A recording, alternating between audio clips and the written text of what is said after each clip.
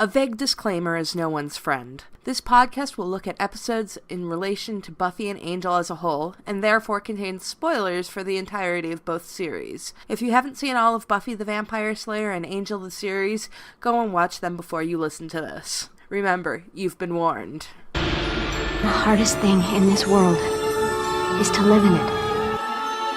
That's why there's us, champions. We live as though the world were as it should be, to show it what it can be.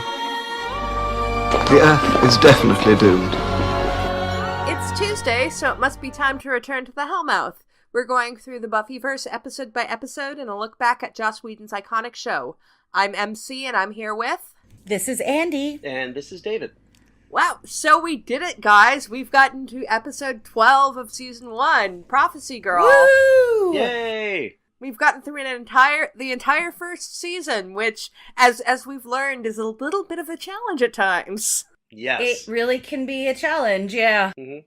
Well, this is really, I was watching this, and I was like, sitting there, and I was like, okay, this is when it actually becomes Buffy. Yes, that's... in watching this, it's like, wow, this totally makes, like, all of, like, the, it makes Teacher's Pet worth it. Nothing makes Teacher's Pet worth it. I will never watch that episode again. Okay, sorry. Unless, like, you need to trigger me to become some kind of Hulk-like creature to smash things. But no, definitely I agree. I'm recognizing these characters more for what they will be in the second season. And I mean, that probably comes down to the fact that this is written and directed by the man himself, Joss Whedon. And yep.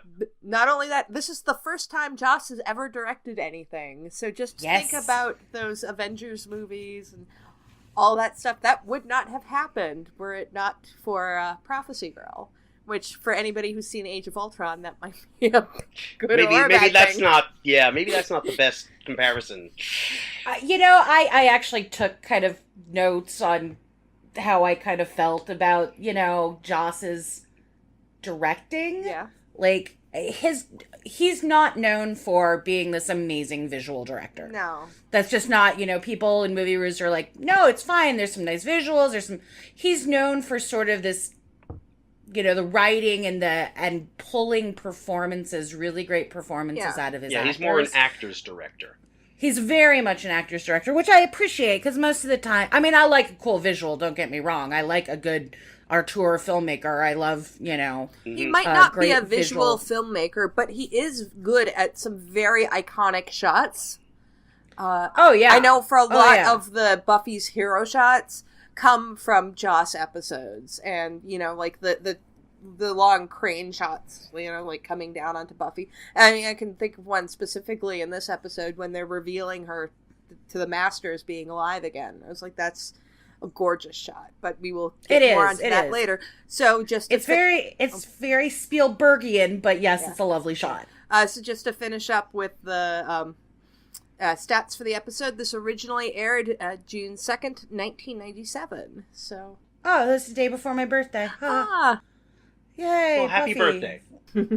Happy Buffy Back birthday. then, yeah, happy 23rd birthday to me in retrospect. So, the first thing I have to ask is a little nitpicky, but is the spring fling separate from the whole May Queen thing? I don't know, but I think we share a brain because I had the same note. Is this a different dance? Is this the same dance? My take on it, the May Queen seems to be an annual thing that isn't necessarily that as school related. It's sort of a town thing. That's my guess. And they actually refer to this as the prom at some point during this as well. And I had a note about that too. It's like, is this a spring fling or is that a prom? Because usually those seem to be like kind of different. Yeah. I'm kind of wondering if maybe Joss just never got invited to any dances when he was at the school, so he has really no idea how they actually work. Didn't he go to like an all-boys school, maybe? That doesn't mean he didn't go to any dances. That's true. Yeah. That's true. I don't know. Don't quote me that as fact, but I have some recollection that. Yeah, I mean, this is like prom to me suggests end of year thing, Whereas a spring fling would not necessarily be an end-of-year thing. Yeah. But then also, if you look in Giles's office, his calendar says that it's June, so... So I'm guessing prom-ish. Yeah. If not, in fact, prom. Yeah.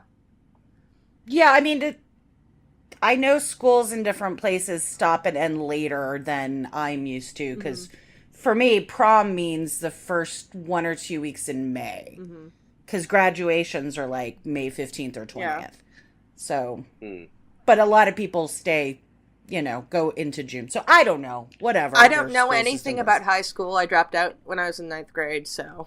Okay. And also I'm Canadian, so I mean, even if I had gone, different school systems. Right. So. I mean, I think my high school ended like first week of June. That's my vague remembrance this many years later. So yeah, we stop mid-May and come back mid-August. Oh, okay. We would come back in September, so it might be slightly shifted. Yeah, I don't know. Could be the weather. I don't know. It gets super sunny and hot, so all you want to do is sit in an air conditioner. Yeah. My apartment is 87 degrees right now, just so you know, because they have not turned on my air conditioner. Oh. So, yeah. So I digress about my sweat. Yes, here on the School Ending Day podcast. Well, getting back into the episode, just talking about the spring fling / prom, it opens with Xander practicing on Willow to ask Buffy out. And this scene is so fucking uncomfortable, just on many levels. Yeah, I mean, I'm going to actually have some sympathy for Xander in this episode, but there's also a lot of, no, that's not good. Actually, I have to say, in terms of what we've seen Xander do this season, he's not terrible in this episode. No. There's some parts where he's really great. There's other parts where it's like, I'm starting to lose sympathy for you, but for the most part, he's okay. Yeah, I kind of said the same thing in my notes. It's like, Xander, you're okay. Yeah. A lot of things you do are motivated by being a teenage boy, and I don't find any of them nearly as gross as what we usually see with Xander. So my biggest problem with Xander is he still doesn't see how Willow feels about him. Yeah. Except I think he does. I just don't know. Or he's ignoring it, which is in fact worse. Yeah, I think that's what it is. I mean, actually, Willow is kind of what makes the opening most uncomfortable for me, because she's just fucking loving it. Xander practicing on her. And she's like, do you want to keep practicing on me? And I'm just like, show some self-respect, woman. Granted, she will later in the episode, but... the beginning is so uncomfortable. My first two notes are literally, "Oh, Xander, you still haven't learned," and followed almost immediately by, "Oh, Willow, you still haven't learned." Yeah, he has a line in the scene where Willow goes and talks to him in the classroom, and he's like, "What? We'll go together," and she's like, "No, that's not going to happen." The part where, and he goes, I didn't give Willow a lot of credit, which is sort of the motto for Xander. Yeah, it's like, I'm not doing that. He's like, I didn't think. That's the line. I did. Yeah. Because he's just not thinking. I mean, I think he gives Buffy this guilt trip. Yeah. When she says no, and the whole, pulling the angel card out. But generally, he kind of accepts that it's happened. Yeah. He doesn't stay and try to make a case. Yeah. He goes away to listen to country music, the music of pain. He actually doesn't nice guy as much as I thought he would, because he doesn't shame Buffy for being interested in Angel. I mean, his comment about you have to be undead to get time with you is a little not great, but it could have been so much worse. Well, that's the thing. When I say I have sympathy for Xander, it's that, when you're 16, getting up the guts to ask someone out is really hard. Mm-hmm. And then when you get rejected, that really hurts. Yeah. And so, I sympathize with that. That's tough. And I see, and, I really don't like how Xander reacts to the rejection. But I give him some points for having the reaction and then letting it go. Yeah. it's an initial angry response, it's a response I understand in a way, because it's like, ow, I've just been stabbed. Yeah, well, emotionally. But he doesn't hold on to it. Yeah. I think it's also an understandable reaction because he's talking to Buffy. This isn't some random girl he's been crushing on and doesn't really know him. Mm-hmm. Right? And getting rejected and going, okay, thanks, ma'am, I won't bother you again, and accepting it and going away, which I actually think Xander probably would do if it was someone other than Buffy. But Buffy kind of knows him and they're friends, and so with our friends, sometimes we can say things that aren't great, knowing that they're, even though she doesn't want to go out with him, she's probably going to forgive him. I respect him for finally actually coming out and just asking her out. I mean, that is a huge thing. And then, when she rejects him, he makes, like, kind of a shitty comment, but he does let it go, where it's just like, Buffy's trying to explain to him, it's like, and then he's like, no, I just don't want to do this right now, which I respect. But we'll get more into some of the other things that Xander does later, because he's got actually some really great parts.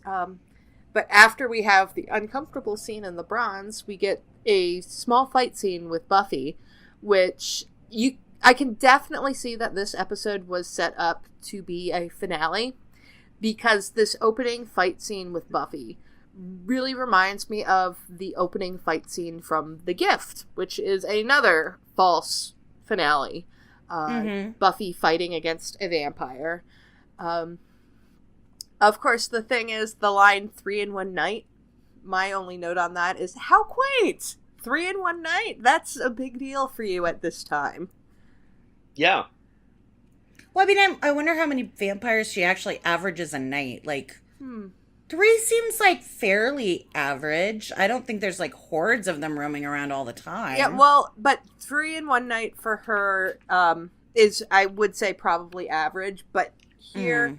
Buffy actually, like, this is, like, a major deal for her that she is... Yeah. Yeah, and also she does indicate that there has been more activity of late. Yeah. I do need to correct myself from the last episode.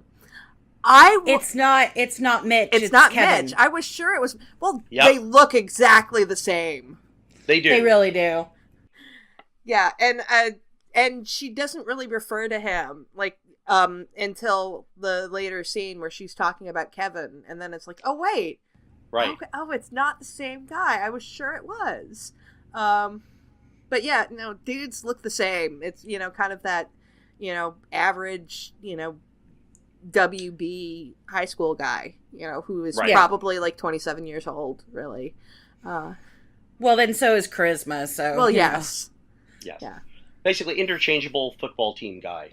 Yeah, basically, yeah. Yeah, pretty much. Yeah, but I just wanted to correct that because I pride myself on my correctness. But I'm willing to admit when I'm wrong, so. That's okay. It was a very, very small being wrong. Yeah. It wasn't like... Yeah. Well, I mean, also, season 1 is not one that I watch in succession a lot. I will watch, like, an episode or two, but watching them all in a group, for some reason, I don't do that a lot. And I actually don't watch this episode much. And having sat down to watch this again, I was like, wow, why don't I watch this one more? This one is fantastic. This is it's probably so one of the best episodes of the entire series. Yes, absolutely. And certainly of the season. Definitely. I think it's on many of Joss's top 10 lists. I think this is number 10 on his top 10 list. This is Joss's top. This is his 10th favorite episode. Yeah. So. And I really do, like you guys said before, it does set up what this show is. Mm-hmm. And this episode, just to look back on it when it first aired, this is the episode where I was hooked. Yeah. Like, I really liked the show. I had started recording it so I could watch it when I wasn't home, but on a VCR.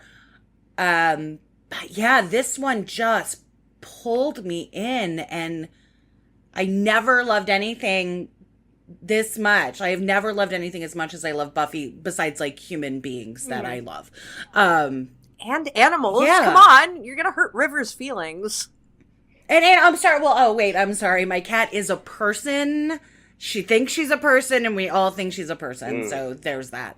But yeah, and this sort of really, it not only got me into Buffy, it actually was my gateway drug. You guys know what I'm talking about? Like, I had loved other things like Star Wars a great deal, but in this time period, 1997, there wasn't a lot going on. And it was pre-internet, so I didn't have access to, like, fandom life. Yeah. And this show not only was a great show, it also sort of was that first big show to get a lot of its traction off the internet. And so, well, as Willow says in this episode, it's the computer age. Nerds are in. Nerds are in. Yeah, they still are. And even 20 years later, I think it's even more true today than it was back then. So. Oh, speaking of Willow, I just noticed a note I made from back when Xander and Buffy, when Xander's asking Buffy out. Yes. He says, there's a point where he says, Willow's not looking to date you unless she's playing things really close to the chest. And I was like, wow, that's, well, probably not actual foreshadowing, but... unintentional foreshadowing. Well, actually, they do address the issue of whether or not Willow is attracted to Buffy in the comics. That is one of the few things that I actually know from the comics. I know it... right, but that's later. Yeah, Joss was planning to have Willow or Xander come out eventually. So I don't know how far back he started peppering and the little, like, things that he could pick up later should he decide to do it. But, I mean, maybe it was now. But I do know that, Willow, despite coming out as a lesbian later, is not interested in Buffy. There's... I think when Buffy hooks up with Satsu, Willow asks how it was because she's kind of curious. But she, for the most part, does not think of Buffy like that. So yeah, and at this point, she's basically still obsessed with Xander. Yeah. So. Oh yeah, I just said unintentional foreshadowing is what I wrote down. I kind of figured that Joss hadn't actually decided on that yet, but it's interesting that this is there. Yeah. Now, back to the opening with the earthquake scene. I'm kind of wondering about Xander and Willow running under the stairs. That seems incredibly unsafe to me. I think that might actually be, given where they are, that might actually be the safest place. I'm not actually sure. I know that during earthquakes, people often go into door frames. Yeah. And that it may not actually be the safest, but it may be the most safe-seeming place. Yeah. I mean, just, since they're wooden stairs, and there are people running panicked down the stairs at the time, it's like, I'm not really sure if that's really great. And actually, I did find out that Allie, at one point, she puts her hands on the stairs to brace herself, and one of the extras steps on her hand, and you can actually hear her make a noise. So, I mean, granted, it's very realistic for that situation, but I think that proves my point. That's not safe. Okay, good point. No, the way those stairs are set up, they're like open stairs. Yeah. So, no, I don't know. I don't have any experience with earthquakes. Yeah, my only, I mean, it didn't bother me because it seems to me that, like, in a situation like that, that might seem the safest place to go. Yeah, fair enough. I was in an earthquake once, and ironically, it knocked over all of my Buffy action figures. Oh, no. Foreshadowing. Terrible earthquake. I know, right? Foreshadowing. And Mark Metcalf at the end of that scene. He's such a fucking treasure. Yes. Yeah, I mean, and that writing is really... And what I noticed is, it's been kind of a slog. It's not been bad going through these episodes. Some of them were much more fun than I remember. But Joss's writing compared to the writing of the other, staff writers in this first season, there is a marked difference. The dialogue sings, and I think I said that in our very first episode, that snappy dialogue in Hellmouth and Harvest, it sings, it pops, and it's back here. And Joss is one of those writers who really, really just nails dialogue. Yeah. So. Oh yeah. Yeah, absolutely. And I think we will start to get more writers other than Joss who get these characters and get the cadence of the language that they use. Yes, but very we much just so. haven't quite gotten to that yet. No. Oh no, yeah, I think they hire fairly new writing staff in season 2. There are a few that stay, like David Fury. No, not David Fury. David Greenwalt. Yeah. But other than that, most of them go away. Right, they stay for a little while too. But they get some of these writers in that really understand these characters, and very few of these writers survive. Yeah, we haven't gotten our ladies in yet, and we don't have our ladies who are amazing. Yes. I think this probably comes down to Joss being an actor's director, but everyone in this episode is fucking on point in terms of acting. The performances are across the board good to excellent. Yeah. I'm going to disagree. I thought David Boreanaz went back to being pretty wooden. David Boreanaz... he was not making... He's the one where... He was the one who I was definitely putting at the bottom end of the scale. Yes. He's not as terrible as he is in the first 2 episodes, but he's still not great. I was actually... He was kind of the outlier in this, but I mean... Everybody else gives really solid performances. Anthony Stewart Head has just this look on his face when Sarah has come in as... after the earthquake, and she's like, look, I'm wearing a press-on, and after she said that she has to go face her fate, and I think it's geometry, and she walks out. It's biology. And there's just this expression on his face, and you can just see all the worry and the heartbreak. Yes. And it's just amazing, and it's both, kudos to Anthony Stewart Head and to Joss. Mm-hmm. Yeah. And it's very, it doesn't, there's not, and Joss, he's great at dialogue, but he's actually also really good at allowing actors space to face act, I guess I'll call it. Yes. But have those moments of quiet and moments of reaction and not just jump into the next plot thing or joke. So Tony Head is fantastic. Well, I do remember a story that Joss told where in later seasons he was wondering if Tony had some sort of eating disorder because he was eating in every scene he was in. And Tony was just like, no, I just needed something to do. So and Sarah's performance, particularly in when she finds out that she's going to die. Oh God. That performance is stellar. She really, she just nails that to the ground. But before we get to that scene, we do have Xander and Buffy, which we talked about a little bit already. But I would like to ask why the fuck that kid just got up. I was wondering that. I was like, really? Is Xander, does Xander have that kind of command over his fellow students? I don't see it. The only thing that I could figure is that kid was harassed by Xander during the pack, and now is terrified of him. Okay. You fill in those blanks that the writers don't. Yeah. See, I'm a writer, so it is my way I watch things, is I've always got to fill in gaps. Yeah, no. I do too. I agree. That one thing that jumped out at me. Yeah, it was just... he's an ass for asking some dude to just leave. And then the guy just does it. It's a very strange moment. And then after that, we get a reappearance from Jenny Calendar. Yay! With that, I wanted that haircut so badly. Oh, damn, she's fine. She's fine. That is... that haircut is super 90s with the little piecey ends and when she puts it up I took pictures to try to get a haircut like Jenny's and it never worked. So I actually took in to the hairstylist. I took promo pictures of Allie from I think the 3rd season to my hairdresser, and it did not work as well because my hair is super fucking curly. I did have mine that is color too. for a long time, though. I had that very red color. I'd be happy to have either of those haircuts right now.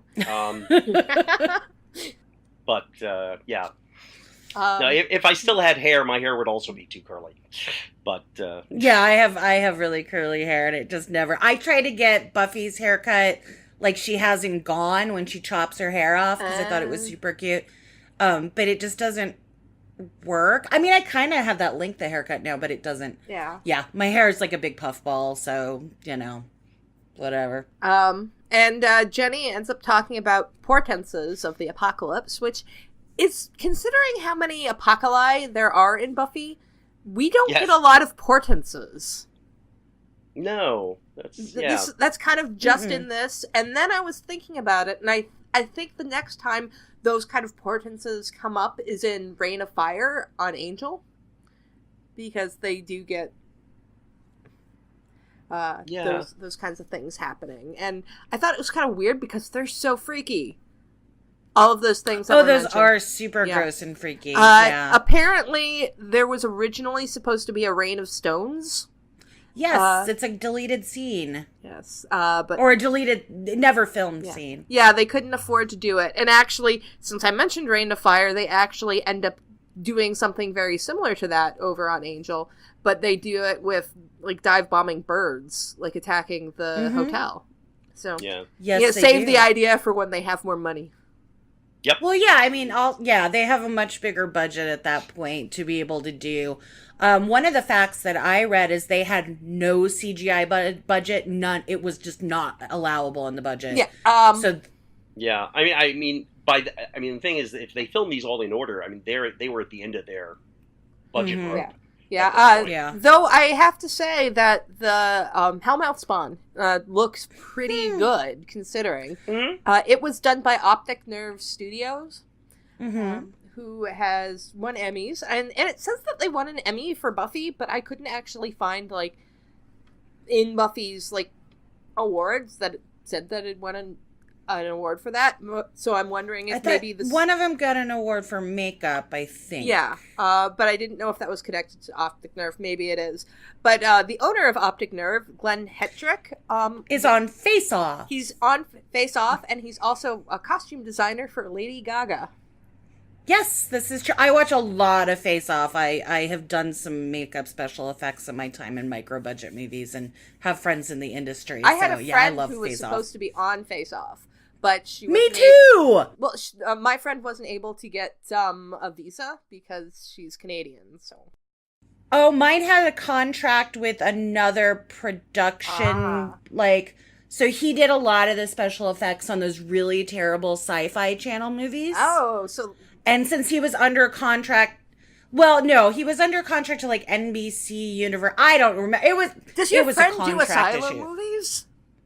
He does not do asylum movies. He does not. But his work is really, really great. Hi, Ben. Your work is really, really great. We love the B-movie workers. Yeah, absolutely. And he's one of the best. So, hi. Anyway, yes, the monster's really cool. And it's very Lovecraftian. Yeah. And I was kind of wondering how much Ultra Slime they had to use on that. It must have been buckets of Ultra Slime because it was pretty yucky. The nerd in me really wishes there was more lore on the Hellmouth Spawn. Because I am really that sort of nerd where it's just like, give me lore that I can read. Is this an old one? Let me find... Because, I mean, this is actually something that they've never addressed in the comics. I know, because I looked it up. Right! I mean, if the Hellmouth collapsed, like, where did those things go? Well, the creature does come back in the Zeppo. Right, but I mean, like, at the end in Chosen, like, it all implodes. When the Hellmouth collapses, where are those little creature-y dudes? Well, if I am to understand the Hellmouth correctly, it is a physical thing, but it is also a metaphysical thing. So the creature comes out of a portal. Okay. So it's probably on the other side of the portal, stuck in whatever hell dimension it's in. In the world without shrimp. Yes, in the world possibly. Without shrimp. But yeah, if I were to be writing for Buffy comics, I would probably do something with the Hellmouth Spawn and give it a proper name. Because, I mean, they've done that with a lot of the other old ones. And like I said, I'm that kind of nerd. I mean, I like Lovecraft and shit like that, so...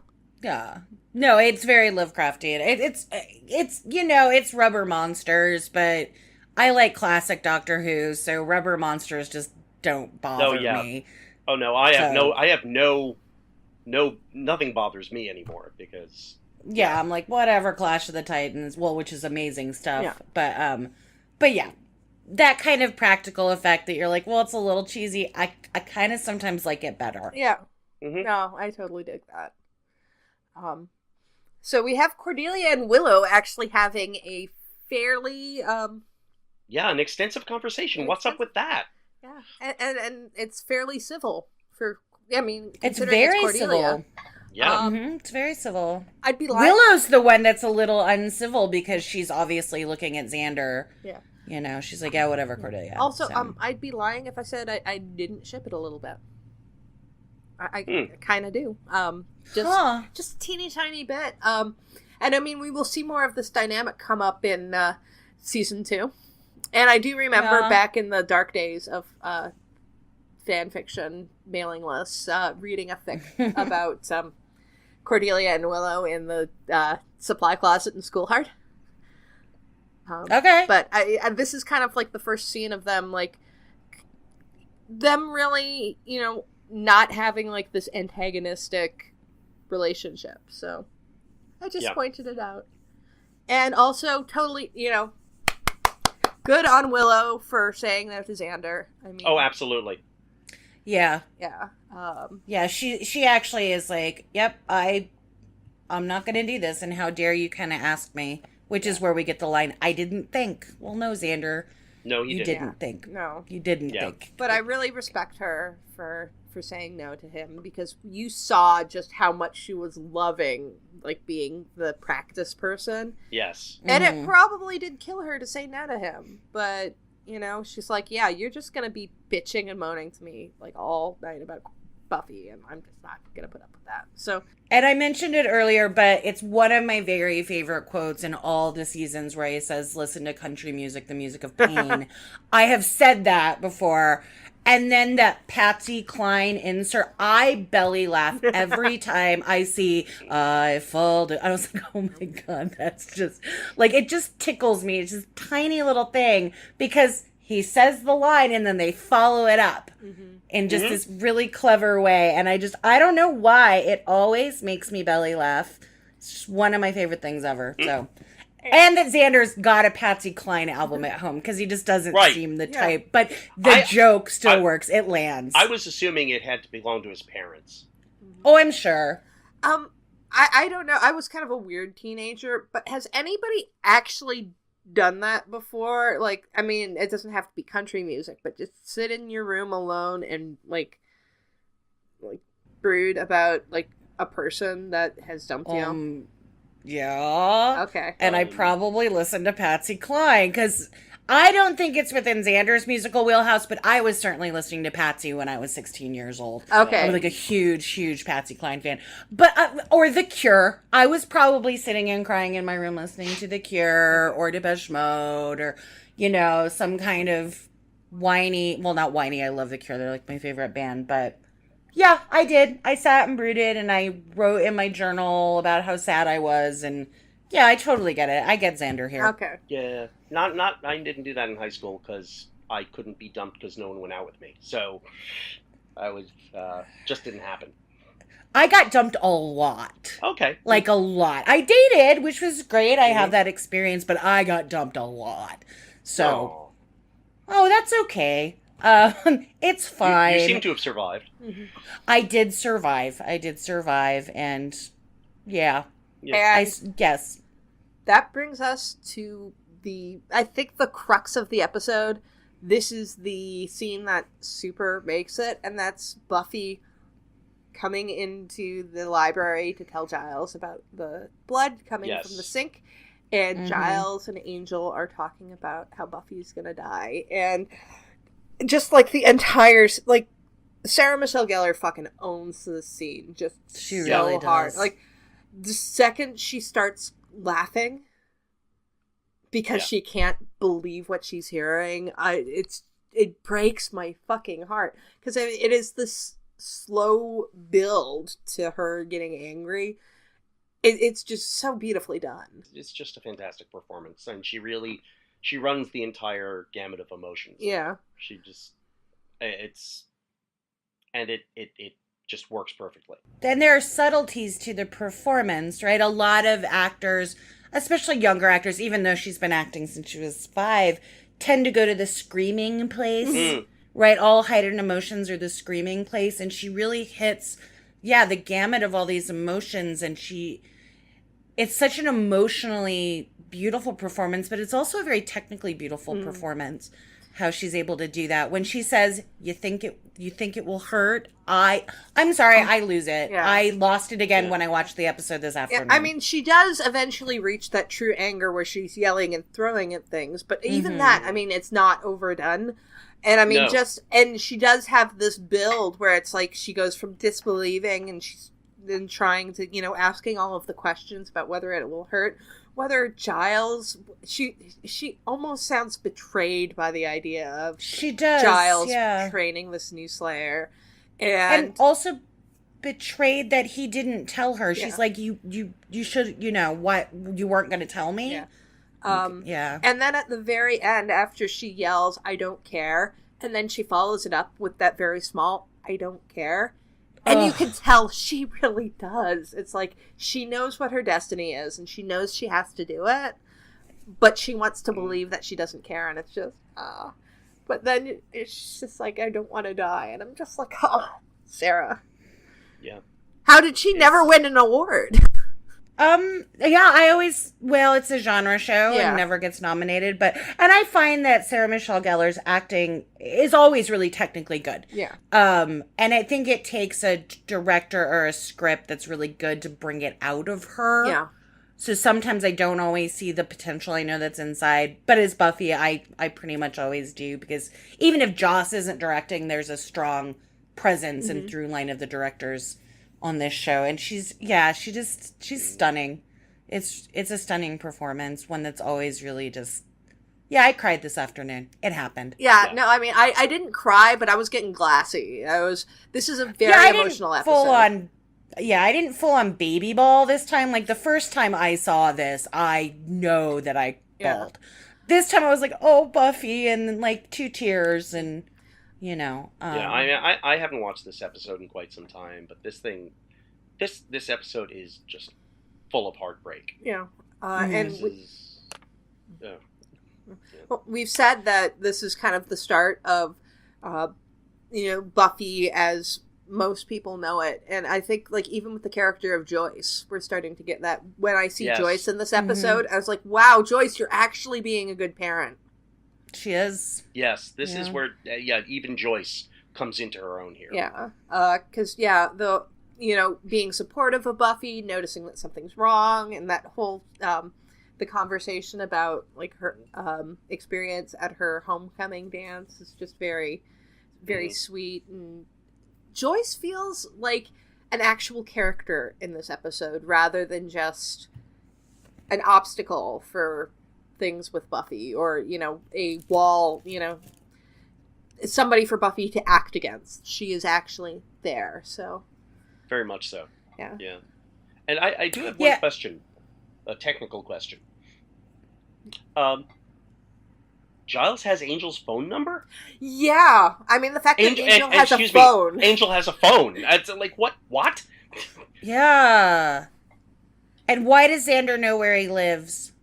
That's another good question. Because Xander's creepy. Right? Yes, Xander's basically been following him around. Yeah. But, okay, fine. I guess so. But I'm a little bit like, no. Yeah. Well, I will accept it, because we'll eventually get to that scene with Xander and Angel. But, yes. So can we go back to something really quick? Yes. Because we just talked about that. It's not a prophecy.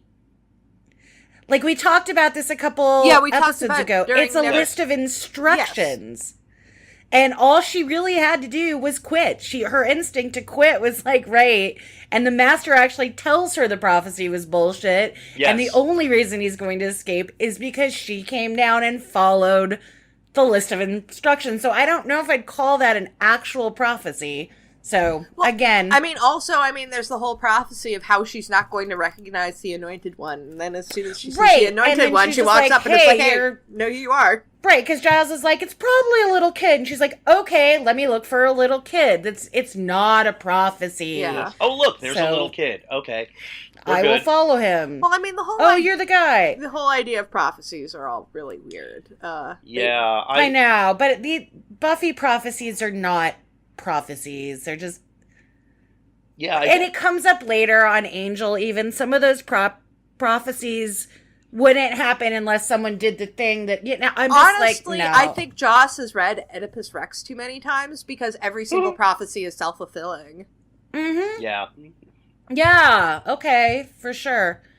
But yeah, I just wanted to point out that I'm like, really, that's not a prophecy. That's just a cookbook telling you how to make a hellmouth explode. Now I'm thinking, I don't know. There should be there should be a story somewhere explaining how the vampires wrote this stuff all down, so as to screw with the Watchers. Mm-hmm. Because the Watchers are like, we have these prophecies, and the vampires like, yes, you do. And you're gonna follow them. I feel like the Watchers might have known shit, they just didn't tell Giles, because certainly they knew that the Hellmouth was underneath the library, and that's why they had Giles work at the fucking library. Yeah. Mm-hmm. Well, basically, okay. We won't really find this out till later, but let's face it, the Watchers Council, they're assholes. Yep. They're total assholes. They are such assholes. If there's ever a group called the Watchers on any sort of genre show, you can bet they're gonna be assholes. Mm-hmm. It's a fucking rule. This scene where we have the slaughter in the, what room is that? The AV room? Oh, it looks like the AV room, yeah. Okay. Trying to think over this season. It's not it's not the first time that there's been a death on campus, because we've had Headless Teacher, and we had the dead guy in the first episode. And Principal Flutie. This is the Principal first Flutie. time. This is the first time there's been multiple deaths. Okay, yeah. And they just left the bodies there. Okay, to yeah, rot. yeah. Yeah, that is, I think, there were I think at least with at least one of the teacher deaths, they were stuffed in a closet at least. Yeah, there was one. These people were just left there to rot. Yeah, there was one. The dead guy in the first episode was shoved into Aura's locker, and Dr. Gregory was put in the freezer, I think. Yeah, that sounds right. Yeah, I think Cordelia went in to get her prescribed lunch, and yeah. Right. And he was in the freezer. And yeah, certainly this was bloody. And actually, they had to film two different versions of it. The European one was bloodier. Yeah. I don't even think it was ever made it in to any actual DVD release or on TV. I think it was just they did make a bloodier one, but in editing it all together, why put a second one in for a show that you don't even know is going to be released in Europe? Yeah, well, the trivia that I had found said that it was done for the European market, but I don't know. Honestly, it doesn't need to be any bloodier. Yeah, it's freaky. It's effective as is. Yeah. And this scene and the scene with Buffy and Willow, which, yay, Bechdel test. I know, I wrote that down. We finally passed the Bechdel test. And with this, I feel like I'm finally getting to know Willow.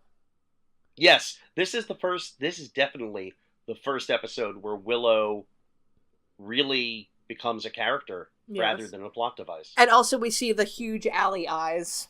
Yes. Right, it's the first big Allie eyes, which are used many times. If Joss needs to punctuate a scene of I need to make the audience feel something, let's have Allie cry. Yeah, he saw that in this episode, and it's just like, Allie, you're going to be doing that for 6 more years. Yes. Yeah, and she does it well. She does. Yeah. Also, another technical note, nice cost-saving measure there with the cartoon. Oh, it's because it's a Warner Brothers cartoon, and it's on the WB. There you go. There you go. Yeah. But yeah, the scene with Buffy and Willow. I feel like I'm getting to know Willow as a character. I'm feeling the bond between Willow and Buffy because Willow being that upset is what convinces Buffy to actually embrace her destiny. And and And to protect her. Yeah. And this is the first time of a million times that Buffy's going to have to choose put the world's needs above her own. Yeah. And I really think what I was realizing watching this is the tone of the show, changes right here. Yeah.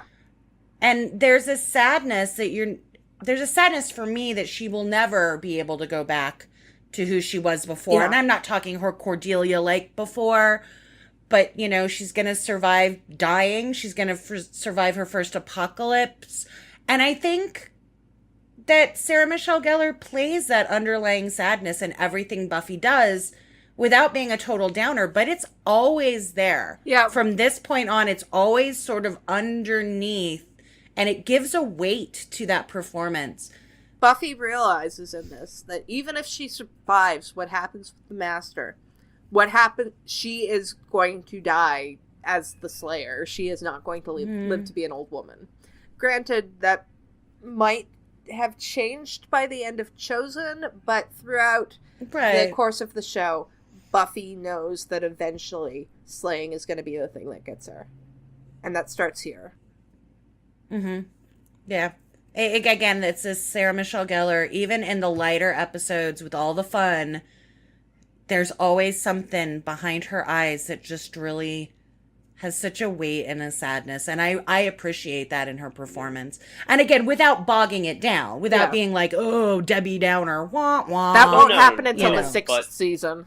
Right. I love the sixth season, by the way. It's going to be interesting going back to watch, because I haven't watched the sixth season in a while. So, I mean, it's, I think, going to be the first time I've watched it as an adult. So, I might have a different appreciation for it now. Okay. So I think all this comes under the rubric of this, what I think we can sum it all up in a sense by saying this is the episode where they decide they're taking it seriously. Yeah. Mm-hmm. Mm-hmm. They're like, no, we need to get this right. No more screwing around. This is make or break. Of course, we still do have, making fun of the premise. We have Jenny kind of summing up everything that's gone on over the season, and it's just so perfect, and Rabia LaMorte is really good. I really like that. She's so little. Yes. And she's so little, which is the entire thesis, is the little tiny blonde girl kicking the booty. Well, I'm kind of reminded of a quote from the Third Doctor. Of course, I'm going to go back to Doctor Who because that's what I do. Someone's, aren't you ever serious? And he says, about what I do, not about how I do it. Mm-hmm. And I think that's kind of what the show is now doing. It's like, we're not going to be humorless, but we're moving into a more serious, both in terms of production and in terms of what happens on the show. It's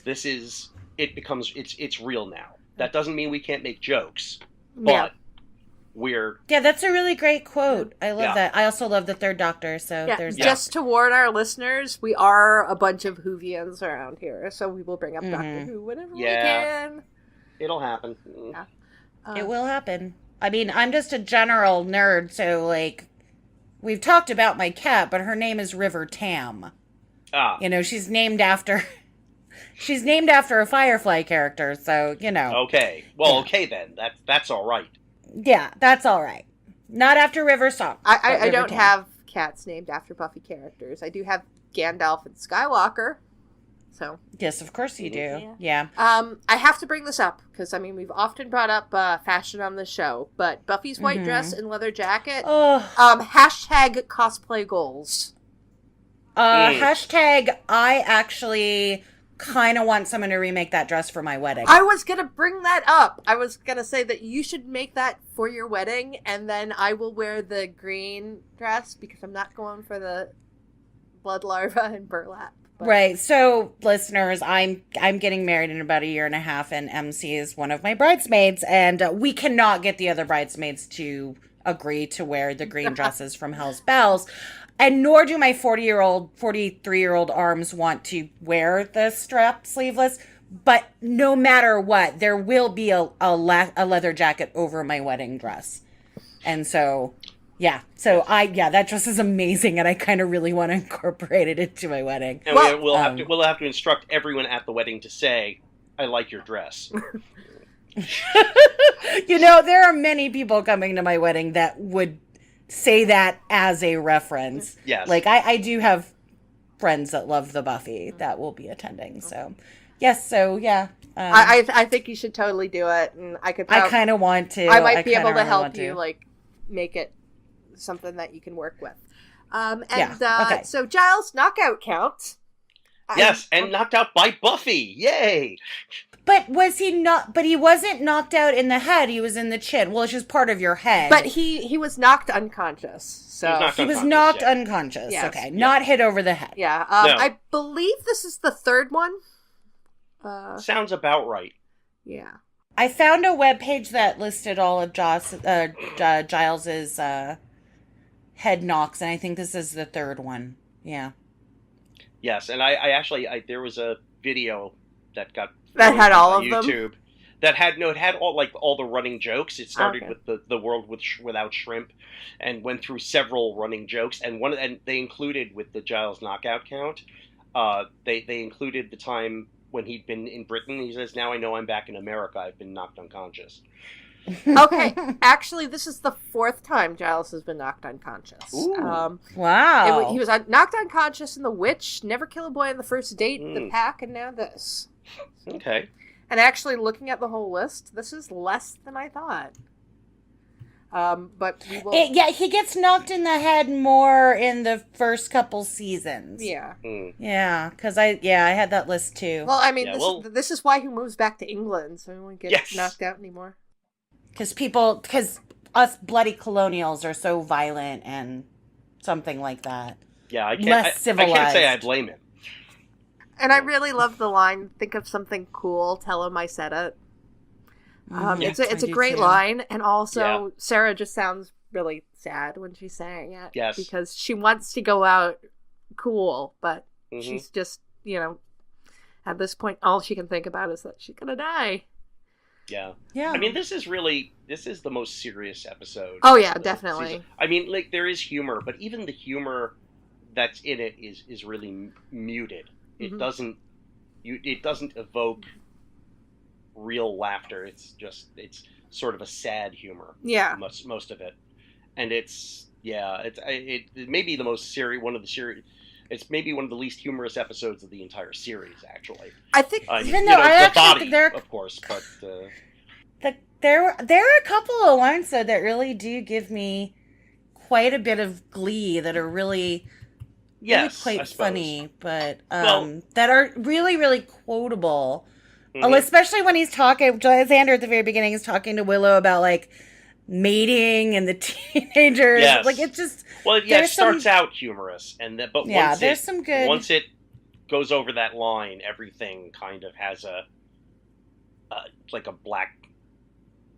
It does sort of have a black humor to it. What I would actually like to do at some point is I would like to watch this episode along with The Gift and compare them with each other, because I think there's a lot of the same beats and the same tone, because obviously Buffy, spoiler alert, Buffy dies in both of them, and they were both written to be series finale. So I think there's probably a lot of the same ideas that were put into those episodes. So I think it would be really interesting to take a look at them. I mean, obviously, The Gift is much larger, but I think that looking at them, they would be very similar. It's an interesting comparison. Yeah. And okay, so like I said at the beginning, we rag on Xander a lot, and this episode he was better than most episodes, and I think a lot of that comes from his scene with Angel. He is so good in that scene. Yes. Both Xander as a character and Nikki does an amazing job with the acting. I mean, he was a fairly new actor when he was doing Buffy, and so this is the first time he's really. I really feel that he is, that he can carry emotional weight, and he's doing something more than being the comic relief. Yeah, and just I like what Xander's doing. I like that he's figured out who he needs to go to help out Buffy, and he's he's being confrontational with Angel, but he's not being confrontational because Buffy likes Angel. He's like, no, Angel, you have to finally fucking step up and do something because to this point you haven't done anything. True. And basically, Buffy loves you and you're supposed to love her, so you have to prove it now. And I really respect Xander for that. Yeah. I do too. I really do. And he very much, I mean, yes, he's, Giles is like, we can't, and blah, blah, blah. And then he calls him Locutus of Borg, which I think is a fantastic line. But he, unlike the very first episode, or it's the second one, where he follows Buffy into the sewer, like expressly against her wishes, and this time he's not going off completely half-cocked. He's getting help. Mm-hmm. He's forming a plan. He's sort of saying, I can't do this on my own. Yeah. So, Angel, you have to help me do this. And he's not going off to be the White Knight. He's not trying to sweep Buffy off her feet. He's going there because he knows that she's going to die and that she needs help. So yeah. I mean, for me, that whole scene is very much. It's like, I know I can't save Buffy, and I don't like you, but none of that matters right now because we have to do something. And also, the "Were you looking at my neck" scene is really funny. Oh my god, it's fantastic. You looking at my neck? I told you should have eaten before we came. Yes. It's fantastic. And yeah, he wants to save Buffy, but again, like you said, he's not doing it as a White Knight. He's doing it as like, I don't want someone to die, and I don't want someone to care about, whether that be romantically or because they're also friends. Yeah. I don't want him to die. If Willow was in the same situation, I think he would do the same thing. Oh, absolutely. He doesn't want people to die. If this was about him White Knighting and his romantic attachment with Buffy, I don't think Xander is emotionally mature enough that he would actually be over her rejection of him to actually go and do it. So this is all about the fact that Xander deep down is a good guy and wants to not have his friend die. Oh yeah, absolutely. Absolutely. There's no question. His CPR technique is terrible. Oh god, TV CPR is... Oh god. I am kind of chalking this up to Slayer abilities that, that's the whole reason why she actually survived. Because, Jesus. I mean, I think it probably helped a little bit, but it's really terrible. Yeah, no, it was not. Kids, don't use that as an example on how to do CPR. No. And in fact, it's not CPR. It's mouth-to-mouth resuscitation. He does a couple of chest pumps, but Okay. Yeah, he does. But going back to the Master and Buffy having their confrontation underneath the church, that scene was super creepy. And Mark Metcalf, I mean, we've talked about him being the sass master and how much we love when he's quipping and everything. But this is, I think, really the first time that we see that, no, this man or this creature is scary. Mm-hmm. Yeah. He doesn't just look scary, he really is. He is. And in particular, and I will give props to Joss for this, that ultra close-up on Buffy right before the Master's biting her, and he's whispering in her ear, and you just have like that single tear run down Buffy's face. That was a really good scene. Yeah, that was really great. No, Metcalf is really phenomenal here. Because he's been sort of playful and everything for the whole season, and just drops that completely and goes right for the jugular. I'll go stand in the corner. Yeah, sorry. I'll get my coat. But yeah. And another first, of course, Buffy gets fed on for the first time. Yes. And this is the first time, or the only time actually, that it's really a malicious biting. Mm-hmm. The other time she gets bitten, it's all very sexy, kind of. She gets bitten by Angel and gets bitten by Dracula. But I do think getting bitten by the Master does change her, which I think makes her more susceptible to being bitten, or to the idea of being bitten later on, which kind of is weird because it's the Master and he's not. Right. Yeah. I have to say, that's actually an interesting, speaking of her being changed, when she comes back from being dead, she says that she feels stronger. Yeah. And that she's changed. And I'm kind of... I this is probably me, and it's probably all just down to, the writers require this. But it's like, I really don't understand the mechanics of that. There are none. Okay. That's what I figured. I don't know, maybe adrenaline? I always took it to mean, I feel changed. I feel like I can do this now. I feel strong within myself. Yeah, I feel like less afraid. It's already happened. I've come out the other side. I feel energized for the next part of the battle. I don't know. Maybe if you want to look at it on a more metaphysical level, Buffy is out of the line of Slayer's succession now. At this point, Kendra has actually been called, so Kendra is now the official Slayer. So technically, Buffy does not have to die because she is kind of no longer the, reigning Slayer. So I don't know. I mean, it's, again, it's Emcee's bullshit, which might end up becoming like a regular segment on this show. Yes. That's okay. Yeah. Do you have a question? And this is, it's kind of weird because it was Joss who was directing this. But when the vampires are coming to the library, or coming to the school, and you see them outside. Why do they walk like zombies? Yes. Right? Yeah, I'm looking at them. They start running later when they're chasing Cordy's car, but they're like, oh, shambly, like, why wouldn't they be running towards victims? I don't get it. It's ridiculous. I'm wondering if maybe it was B-roll and, like, the, whoever was doing, like, the coverage and shit was just like, I don't know, and, No, they're not shambling, but they're just sort of, like, milling. Yeah. Like, milling about, like, hey, we should probably kill someone. They're taking a stroll. Hey, Dave, how's your family? Oh, it's good. Oh, look, there are people. Let's go eat them. Okay, well, I guess it's my turn to come up with reasons. I just assume that they are like, the master's risen. We don't have to hurry. We're in charge now. Okay, just a leisurely walk to the Hellmouth. It's like, hey, let's why hurry? Might as well. They're not going anywhere. Yeah. Or possibly, maybe they're being, like psychically drawn to the Hellmouth. Mm-hmm. I don't know. Yeah, I don't know. And also, I think that's the weird. thing. I think they're more.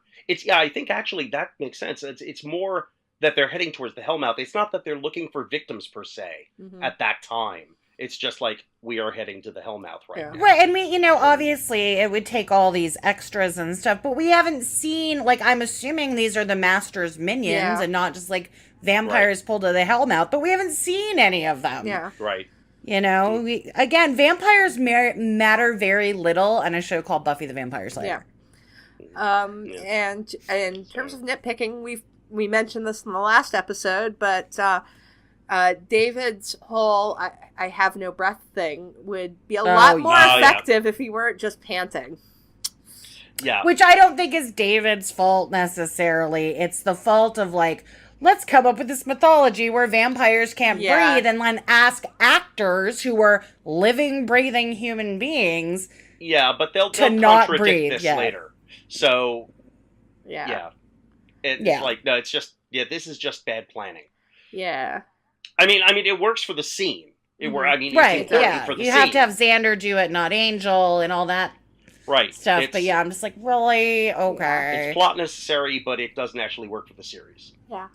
Oh, well. Yeah. And then we get Buffy's power walk towards the library, and you can tell this was meant as the finale because they're playing the theme tune. Yep. And the first time I saw that, I know that I cheered. I know I went, yeah! I cheered today. I know that I cheered today too, but I know at the time I was like, fuck yeah! Because I think one of my roommates are like, yeah, all right in there? I'm like, yeah, I'm good. Like, I was so excited about that just sort of hero shot and the walk and she did it, she didn't die. Like, I was all over this episode. Like, I felt I was so, like, I was a goner. That's it. I was a goner. Speaking of heroes, we have a hero in Miss Cordelia Chase. Yes. I know. I do. She's great. Who has clearly gotten her license by now. Yes. Yes, she has. She is passed. She might have lost it after this episode. Yes. Yeah. Right, and then, like, you know, I'm sure Dad's not super happy with her, like, wrecking the, what was it, a Sebring or something? Whatever it was. But yeah. And also part of the school. Yeah. Yeah, well, you know. I mean, the school was pretty ruined anyways, but... They can just blame it on gangs on PCP, stole her car and wrecked it. She'll be like, they stole my car and they Daddy, buy me a new one. Daddy, buy me a new one. Generic Sunnydale excuse. Yeah. Right, yeah. But, when she bites the vampire... Yeah, how do you like See how you like it. Like, it's just brilliant. Just found out that vampires are real. It's like, I mean, yes, later on we get Oz with, like, the amazing, like, reaction to finding out that vampires are real. But Cordelia has even less of a reaction because we don't even know that somebody has told her that vampires are real. She's just kind of realized it and been like, yeah, I'm going to bite you and just fuck you, vampires. Right, yeah, I mean, that's a little, yeah, the continuity there isn't great because she doesn't know, but still, it's her biting. I accept it. It's great. Yeah. I have to say, it's like, every time, like, throughout the whole series, whenever, you know, the whole concept of, like, do people understand that there are vampires in Sunnydale or not? And it's like, I just can't help thinking of the end of The Lost Boys. When the grandfather just goes, you know, only Santa Clara is a great place, except for all the damn vampires. Yeah. And it's like, okay.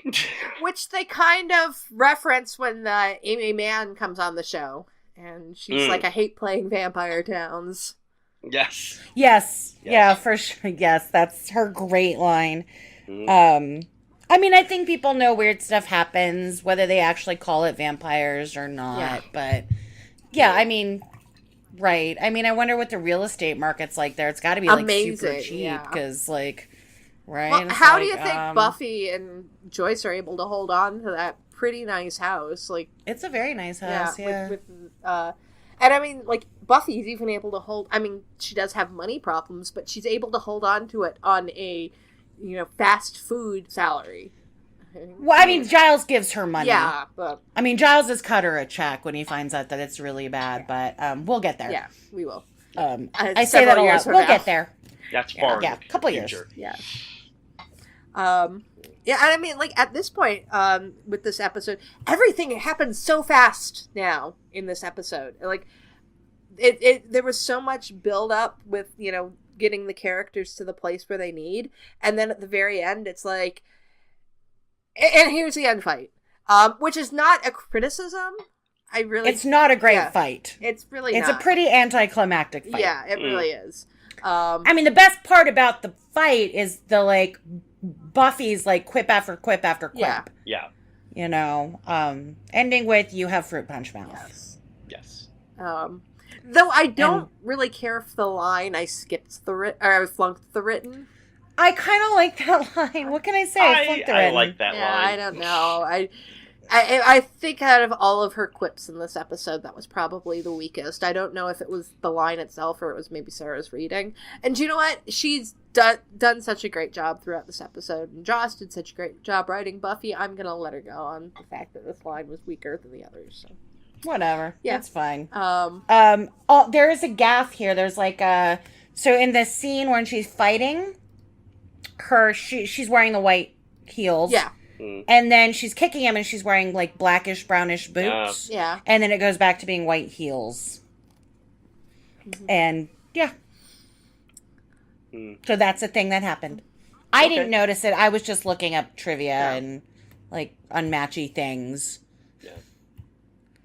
So yeah, this is in my top 10 episodes of Buffy, I think. Yeah, no. I don't know. I'm going to have to make a list. Yeah, no, I'd have to make a list too, but I'm pretty sure this is in my top 10. It's essential. At least it's one of the ones I'm like, okay, people that really want to get into the show, watch this, and watch this, and then go here to season 2. I think that if you have to, if you're like, I don't want to watch season 1, I heard it's no good. Oh, yeah. I would watch Welcome to the Hellmouth and the Harvest, Angel in this one. Mm-hmm. Yes, and I've had younger friends say, I just can't get through that first season. It is so cheesy. What is it that you love about this series? I'm like, fine, watch the first two, watch Angel, watch Prophecy Girl, start with season 2, and I think you're going to get it a little bit better. Yeah. I mean, like, these are teenagers. Those would be the essentials. So, final thoughts on Prophecy Girl. It's amazing. It's fantastic. It's a great episode. It's Yeah. I think the thing that I have to say is that, if Buffy had only been one season, would have been a fucking tragedy. But it would have, this would have been a very satisfying ending to the show. If it had ended here, it would not have been the end of the world. Oh. Yeah, I was very much like, oh wow, I really hope this comes back because this is the greatest thing ever. But I don't know if we knew at this point if it had. No, we didn't. I might not have known. No. Well, I wonder when they gave it the renewal. That would be an interesting question. We can talk about that maybe when we do our season wrap up, which will be our next episode. Yes, next week we will be, since we've reached the end of the first season, we're going to take a look back at the master storyline, and we'll also go through the best and the worst of season 1. I do have two last things about this episode that I want to clarify. It's like, does Giles really not think to do something with the Master's bones? Well, they I really question how like with it the Watchers are. Oh, okay. Yeah, but at this point, but at this point they just leave and go to party and leave the bones there. I'm like, Watchers really don't seem to be with it a lot of the time, or maybe it's just Giles. I don't know. Yeah. But that bugged me. Yeah. And my other question, is the Master the only vampire other than probably Dracula that we ever see use hypnosis? Drusilla, yeah. Ah, okay. Because I'm wondering, is that a vampire thing or is that a Master thing? I think it's a strong vampire thing, and it's... Okay, so most of the vampires we see just aren't strong enough.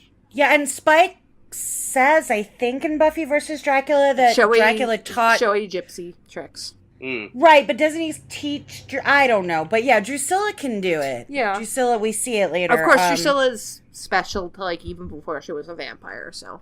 Yes. That's true, because she had prophecy, a gift of prophecy and all that stuff, so I think that probably plays into why. We didn't really talk about the music. There wasn't a lot. No, for the most part, it was Nerf Herder, and then they do what would you call it? There's one song called... of it. There is? There is. It's Inconsolable by Jothana Brooke, and I think it's playing as Buffy and her mom start their conversation. And obviously... Oh, yeah. And obviously there is I Fall to Pieces by Patsy Cline. Yes. Right. I mean, that's pretty obvious, which is a great song. But there is one, because we do have a fan that is kind of tracking our music, so I thought I'd mention that. Yes. So yes. Yes. Well, that clears up my issues. Okay. So yes, next week we'll be looking back at the storyline of season 1 and the best and worst episodes. I wonder what's going to be discussed. So I don't know. I think I have no idea what is the worst episode. I can't imagine what the worst episode's going to be. So I don't know. Until then, grr arg. Grr arg. Grr arg. We'd like to thank everyone who downloaded the podcast, and an extra special thanks to everyone who shared, liked, and subscribed on social media. If you'd like your questions or comments read on the show, you can contact us on our website, returntothehellmouth.com, on YouTube at Return to the Hellmouth, on Tumblr and Facebook at Return to the Hellmouth, on Twitter at HellmouthReturn, or on email at returntothehellmouth@gmail.com. We'll be sure to read your comments on the show. Be sure to rate our shows at iTunes and Stitcher. Also check out Emcee's YouTube channel. See you on Tuesday for our Season 1 wrap-up. Grr, arg.